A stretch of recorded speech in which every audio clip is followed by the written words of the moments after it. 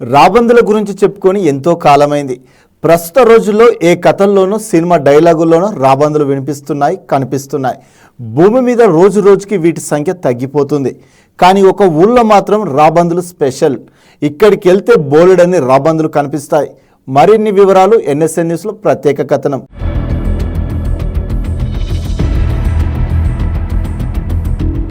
ఒకప్పుడు ఊరు చివర గుంపులు గుంపులుగా ఎగిరే రాబందులు ఇప్పుడు కనిపించడం లేదు. ప్రపంచంలో అంతరించిపోతున్న జీవజాతులలో ఇవి కూడా ఉన్నాయి. అయితే ఈ అరుదైన రాబందుల ఉనికి మన రాష్ట్రంలో ఉంది.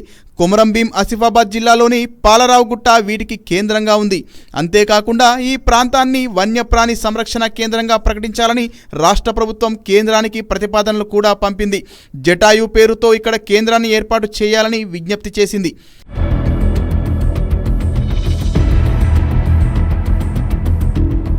జిల్లాలోని కాగజ్నగర్ ఫారెస్ట్ డివిజన్ పరిధిలోని పెంచికల్పేట్ మండలం నందిగామ గ్రామ శివారులో పాలరావు గుట్ట ఉంది. ఈ గుట్టపై రాబందుల ఉనికి ఉన్నట్లు 4 ఏళ్ల క్రితం అటవీ అధికారులు గుర్తించారు. మరోవైపు అంతరించిపోతున్న అరుదైన రాబందులు ఇక్కడ కనిపించడంతో పర్యావరణవేత్తలు సంతోషపడ్డారు. పర్యావరణ పరిరక్షణలో కీలకంగా వ్యవహరించే రాబందుల పరిరక్షణ కోసం రాష్ట్ర ప్రభుత్వం కొన్నేళ్లుగా ప్రత్యేక చర్యలు తీసుకుంటోంది. అధికారులు రాబందుల సంరక్షణ కోసం కొన్ని నిధులను కేటాయించి సిబ్బందిని నియమించారు. రాబందుల ఆహారం కోసం మేకలు, ఇతర జంతువులను పెంచుతున్నారు.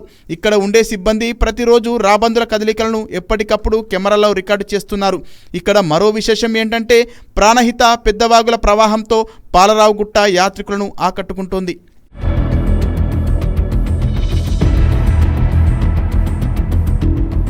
పాలరావుగుట్ట ప్రాంతంలో దట్టమైన అడవిలోని నందిగామ గ్రామం వద్ద ప్రాణహిత పెద్దవాగు నదులు కలుస్తాయి.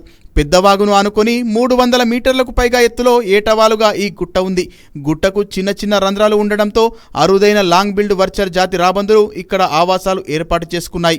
అటవీ శాఖ ప్రత్యేక చర్యలు తీసుకోవడంతో 4 ఏళ్ల క్రితం 10 రాబందులు ఉండగా ప్రస్తుతం 33 ఉన్నట్లు సర్వేలో తేలింది.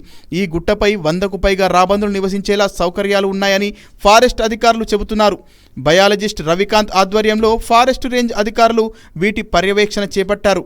అంతేకాదు గతంలో జరిగిన రాష్ట్ర వన్యప్రాణి మండలి సర్వసభ్య సమావేశంలో పాలరావుగుట్టలోని రాబందుల అభయారణ్యం ఏర్పాటుకు నిర్ణయం తీసుకున్నారు కూడా.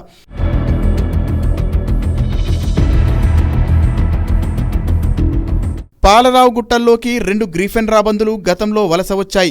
ఇక్కడున్న పొడుగుముక్కు రాబందులు సంరక్షణ కేంద్రంలో భిన్నంగా ఉన్న వీటిని సిబ్బంది గుర్తించి ఉన్నతాధికారులకు సమాచారం ఇచ్చారు.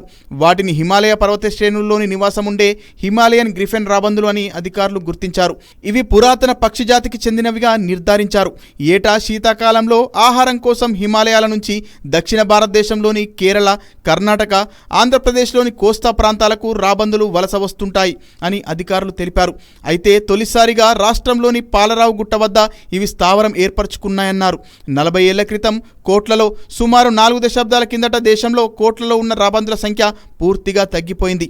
ప్రస్తుతం వేలల్లో కూడా లేవని గణాంకాలు చెబుతున్నాయి.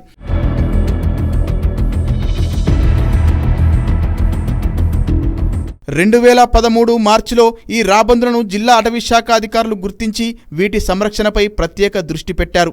వాటి సంరక్షణకు, సంతతి పెరుగుదల కోసం రాష్ట్ర ప్రభుత్వానికి నివేదికలు పంపించారు. దీనిపై స్పందించిన రాష్ట్ర సర్కారు అటవీ శాఖ ఆధ్వర్యంలో రాబందుల స్థావరం ఏర్పాటుకు 5 లక్షలు మంజూరు చేసింది. అంతేకాకుండా రాబందుల స్థావరాన్ని పొడుగుముక్కు రాబందుల సంరక్షణ కేంద్రంగా పేరు పెట్టింది. పక్షుల సంరక్షణ కోసం 2015లో రాబందుల పరిశోధకుడు రవికాంత్తో పాటు 5 గార్డులను ప్రభుత్వం నియమించింది. వీళ్లంతా పక్షుల ఆవాసానికి 100 మీటర్ల పరిధిలో పెదవాగు వద్ద షెడ్డు వేసుకొని రాబందుల ఆహారపు అలవాట్లను పరిశీలిస్తున్నారు.